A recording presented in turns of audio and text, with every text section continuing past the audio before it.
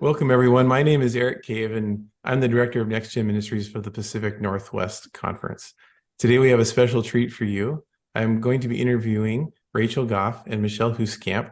They are co-pastors at Monroe Covenant Church and have recently had an article published in the Christ and Cascadia Journal. So, Rachel and Michelle, please introduce yourselves and tell us a bit about your ministry context. Yeah, hi guys. Michelle and I are the co-pastors of Monroe Covenant Church. We've been here for 2.5 years in our roles, and we were actually called from within our congregation. We were members of this church first, and so we were known already, which was helpful during COVID. We were approached by Christ and Cascadia to write an article, and the thing that we were most excited about writing about was our co-pastoring relationship and how that has played out as two women and just what that has looked like.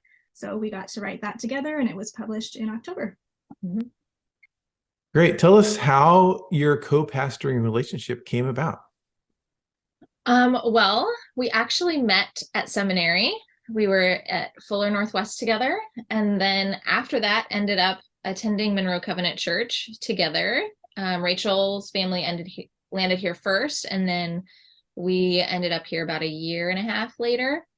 And shortly after that, the former co-pastors here, Mac and Debbie Taylor, said that they were going to retire, and so the church started a process of discerning and what does it look like and where do we go from here. And we have these two leaders who are both in seminary here in our congregation. And so just worked that process for about 1.5 years of a lot of discernment, a lot of conversations, a lot of prayer, different groups meeting and talking about who are we as a church and where is God calling us. And COVID hit in the middle of that process, which was exciting and threw lots of wrenches, as we all know. But the church just kept pushing through, and in June of 2020 we started on the first Sunday of June. Oh, it sounds like it was very organic. Mm-hmm. The Holy Spirit was clearly had something in mind and put it together. Yes. That's great. So in your article, you share some of the ways that your church and you are blessed by your co-pastoring relationship, such as sharing power, weight, and work. What would you add to this after reflecting on what you have written? Yeah, we were talking about some of the other things that are a blessing to us, and probably to our congregation as well.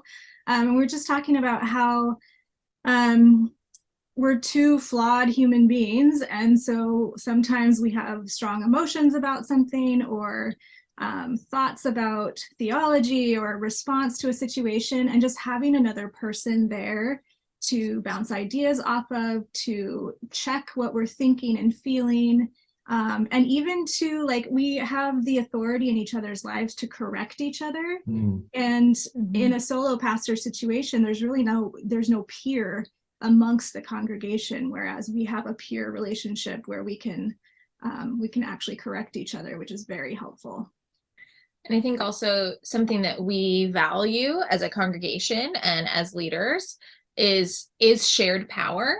And given our co-pastor model, we have this opportunity to model that for our congregation. Whereas if it was a solo pastor who wanted to have more shared power in the church, it's like one step harder for a congregation to even visualize what that might look like, where we have this ability to model for our congregation what shared power looks like and invite them into that in a really organic way. Yeah.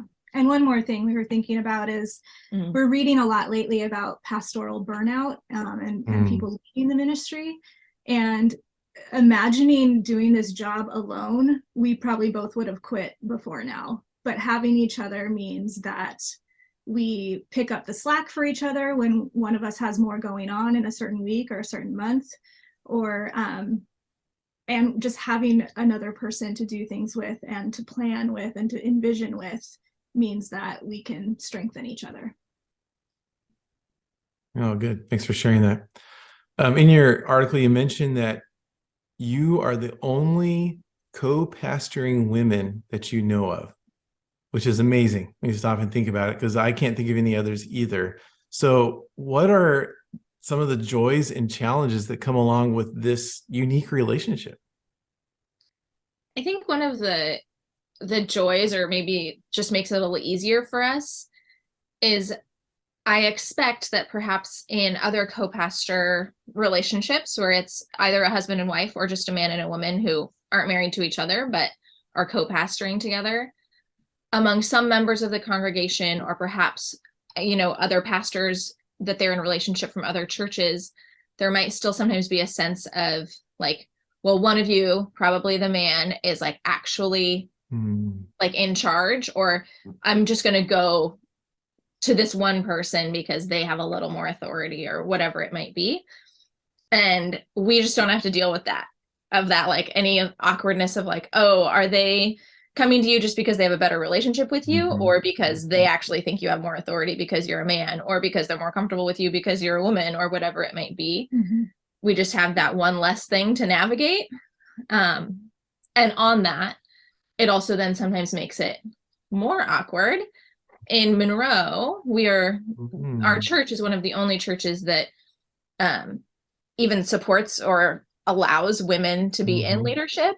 And there's one other woman pastor in our town, but everyone else, all the other churches, have only male pastors. And so some of those, community pastoral relationships are a little more awkward or a little more strained because we are two women, and it forces these male pastors who don't necessarily even think we should be pastors to confront that a little bit and have to deal with us as we are, without like a buffer of a male pastor alongside us, which is wonderful and hard. Yeah. And along with that, if we do ever experience someone from the congregation or a visitor or like anyone in our town, like she said, pushing back on the fact that we're women pastors, we aren't alone in handling that response, because it can be really painful to hear that from someone when we've done the work around it. And so we get to handle that together. Yeah. Well, thank you for being pioneers in this way. At the end of your article, you promote the idea of shared leadership in congregations. You do it in a few different ways. What would you say to a pastor, church leader, or a layperson who is interested in pursuing a greater investment in shared leadership? I mean, I think the first thing I would say, and this would be to a pastor, is to share your pulpit.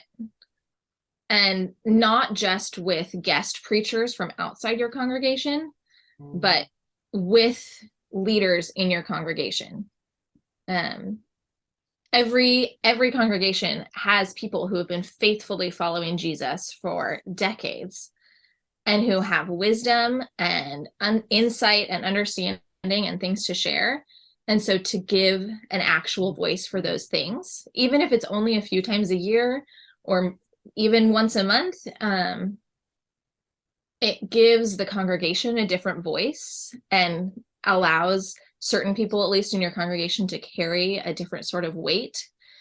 And also it gives you as the pastor a break from having to preach every single Sunday, which will free up more space for doing other pastoral work that maybe doesn't happen when you're writing a sermon every week. Yeah. And then a few things under the heading of don't micromanage people. And along with that, just like being comfortable with imperfection and letting people, if you give them a task or the authority to lead a committee or to preach, like let them actually do it and coach them and disciple them in that process. But let people do it their own way, and foster a culture of initiative and participation that really, leans into that priesthood of all believers instead of like this top-down sort of hierarchical culture that isn't really what we're supposed to be doing. So, yeah, good. That's great. Thank you so much. Thanks for writing your article. I would encourage everyone who's watching to go to the link that we'll paste below the video here in the blog post and read it. Thank you for being like pioneers, like I said, in your co-pastoring relationship. And thank you so much for your time today and being willing to sit down for this interview. I really appreciate it. Thanks, Eric. Thank you.